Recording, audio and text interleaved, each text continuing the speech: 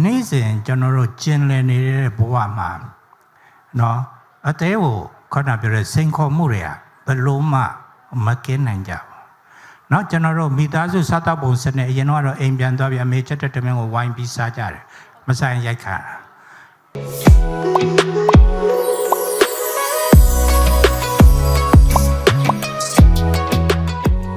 ဒီနေ့လဲနားထောင်ရင်းနဲ့ကိုယ့်ရဲ့အသေးအတွက်တော့အားစီးစားတောက်တော့မယ်ဆိုပြီးတော့စဉ်းစားနေဧည့်သည်တွေလည်းဒီထဲမှာရှိကောင်းရှိမှာပါအဲ့ဒီအတွက်ကိုသမီးတို့ဆရာကြီးတို့ရဲ့ဒါရှုထောင့်အမြင်လမ်းညွှန်မှုလေးနဲ့ဘယ်လိုရွေးရမလဲဆိုတာလေးလည်းသိချင်ပါတယ်ရှင်အမှန်ကောင်းတဲ့မိကွန်းလေးပါအဲ့တော့မနာပြောရင်တော့အဲ့ဒါနဲ့ပတ်သက်ပြီးတော့မှတ်တမ်းမှရာသူတေသနာလှုပ်ထားတဲ့စာတမ်းတော့ကျွန်တော်မရှိဘူးပေါ့နော်အသေးကောင်းနေရင်အားစီးတောက်ဖို့လိုသလားနော်အသေးမကောင်းတော့ရင်အားစီးတောက်ခြင်းအပြင်ပိုကောင်းနိုင်သလားဆိုတော့မှတ်တမ်းမှရာတိတိကျကျတော့မရှိဘူးဒါပေမဲ့ကျွန်တော်ရဲ့အယူဆကျွန်တော်အတွေ့အကြုံနဲ့ရေဘူးရပြောရမယ်ဆိုရင်တော့နေ့တူကကျွန်တော်တို့ကျင်လည်နေတဲ့ပတ်ဝန်းကျင်ကိုကြည့်မယ်ဆိုရင်အိမ်မှာထမင်းစားတာတော့တစ်မျိုးပေါ့ဒါတော့အင်္ဂါမိမတခါလေးနှမျောပြီးတော့နော်စီကျန်တာကိုပြန်ကြော်တာတို့ကျန်တဲ့စီကိုဓမ္မချင်းရင်ချက်တာတို့လို့ရင်အဲ့ဒါမသိလိုက်ဘူးယောက်ျားအဲ့ဒါဒုက္ခရောက်အဲ့ဒီလိုပဲအပြင်စားစားမယ်ဆိုရင်တော့ကျွန်တော်တို့ဒီစီဝါရေးလောဘနဲ့နော်ကျွန်တော်တာရှိခံအောင် formula နဲ့ထည့်တယ်စီရီယာဘာဖြစ်လဲဈေးတက်တာတဲ့အယောအနော်တွေနော်ကျွန်တော်တို့ဟိုဓာတုစီတွေအဲ့ဒီလိုအစစ်နှိပ်နော်စောင်းစီတွေအတတ်တွေသုံးမယ်ဆိုရင်ဒါတွေအသေးကိုထိကြိုက်နေတာပဲနောက်တစ်ခုကကျတော့မသိလိုက်ဘူးဟုတ်တယ်မလား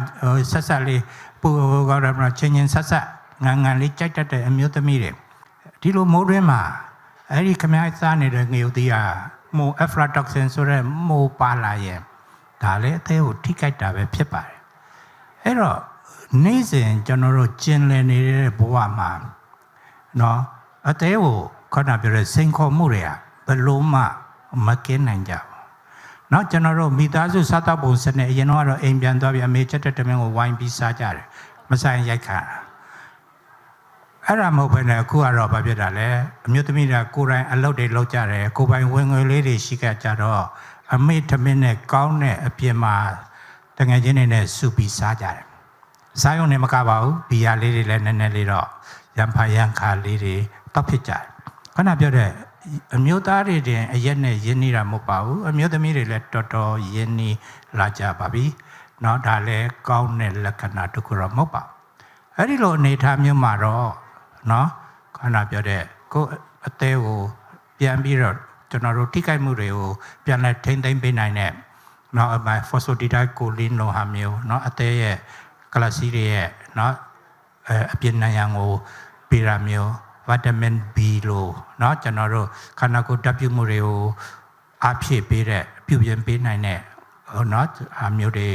เนาะဗီတာမင် E လို့အမျိုးတွေအဲ့မျိုးလေးတွေကတော့အသေးအတွက်ဟိုဖြစ်ပါတယ်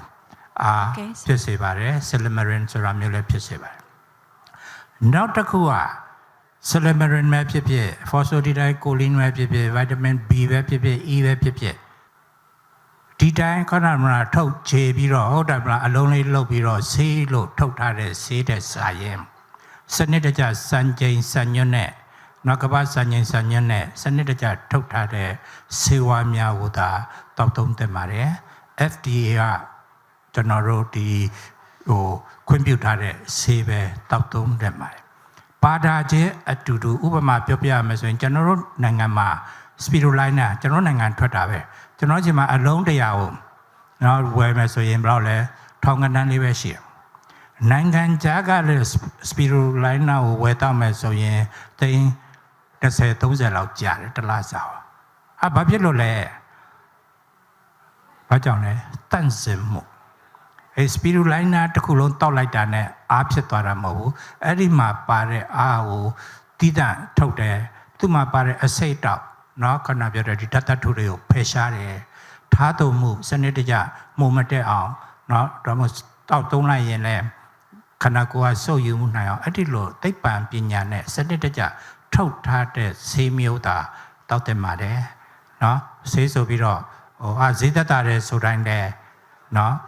မလုပ်ပါနဲ့ကိုအသက်နဲ့ရင်းရတာဖြစ်တဲ့အတွက်ကျ ကျွန်တော်အနေနဲ့တော့ခုလိုအကြံပေးချင်ပါတယ် thank you